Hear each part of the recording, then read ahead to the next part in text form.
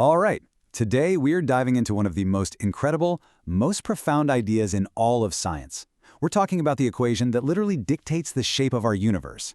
We're actually going to build it, piece by piece, so we can really understand how all the stuff out there in the cosmos tells space-time itself how to bend and curve. And this quote from Paul Dirac really gets to the heart of it, doesn't it?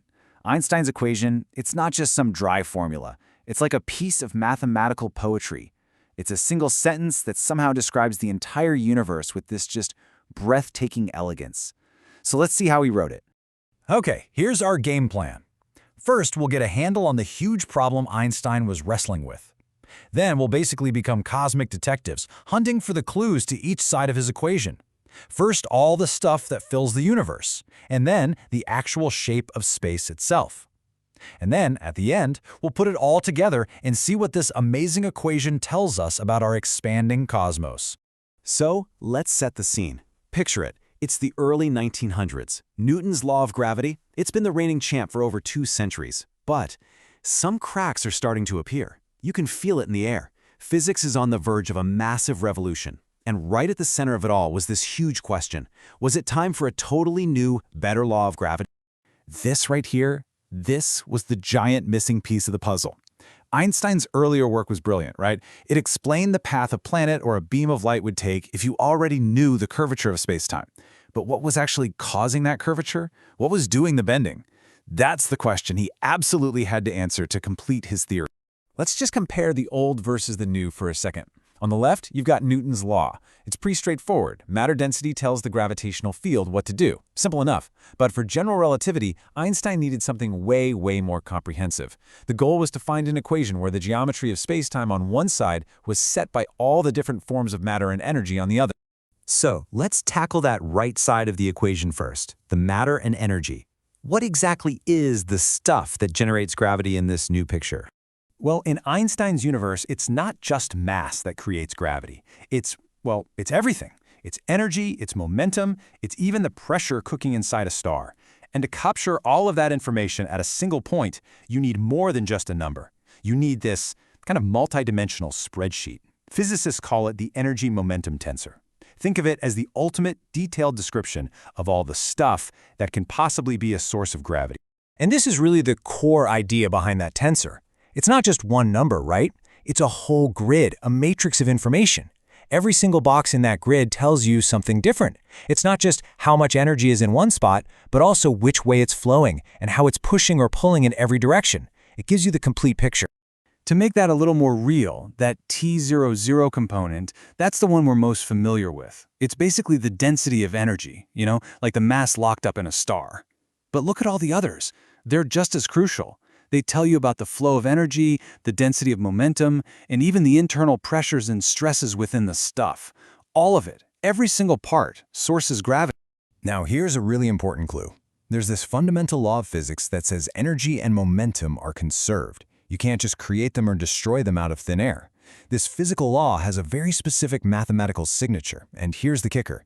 Whatever we choose for the other side of our equation, the geometry side, it has to have the exact same mathematical property. This is our guiding light.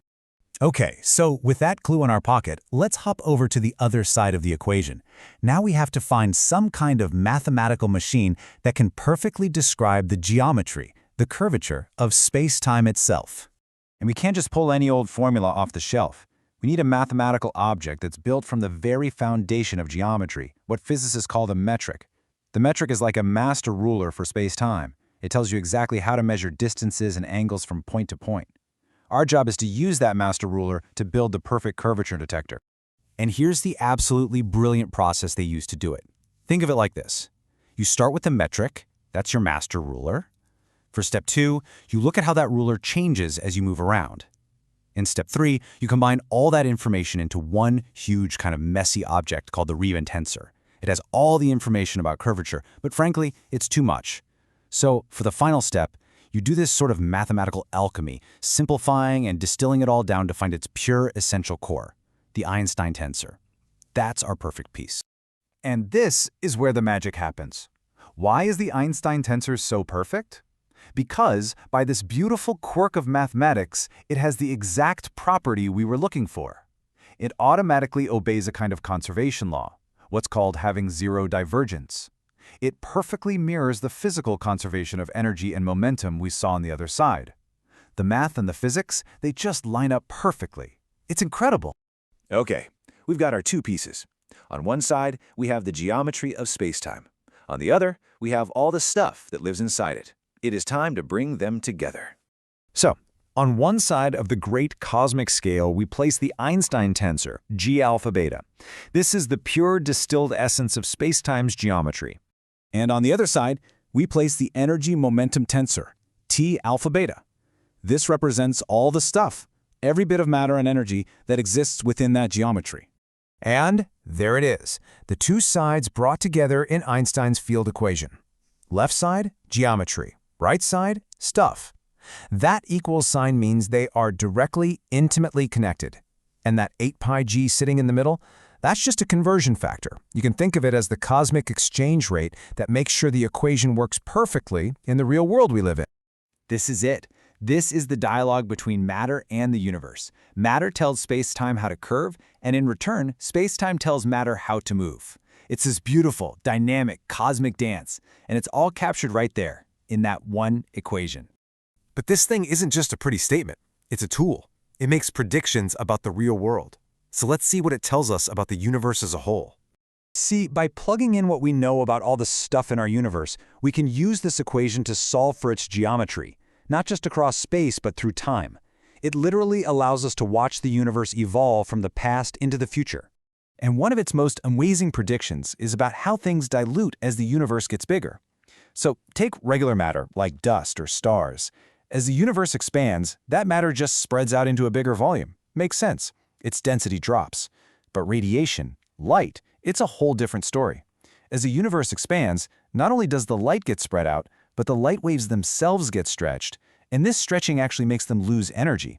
So radiation gets a kind of double whammy. Its density drops way faster than matter's does, and that one little fact has enormous consequences for the entire history of our universe. And this just brilliantly illustrates the core lesson of the equation, right? The two sides are totally locked together. As the geometry on the left side changes, as the universe expands, the energy and the pressure of the stuff on the right side must respond in a very specific, predictable, calculable way. So, we have the rules of the game now. We have the master equation that governs how the cosmos evolves, but of course, this just leads to the next great questions in cosmology, doesn't it? What were the initial conditions? What ingredients did the universe actually start with? And if we run this equation forward in time, what can we learn about its ultimate final fate? That is the journey this equation allows us to take.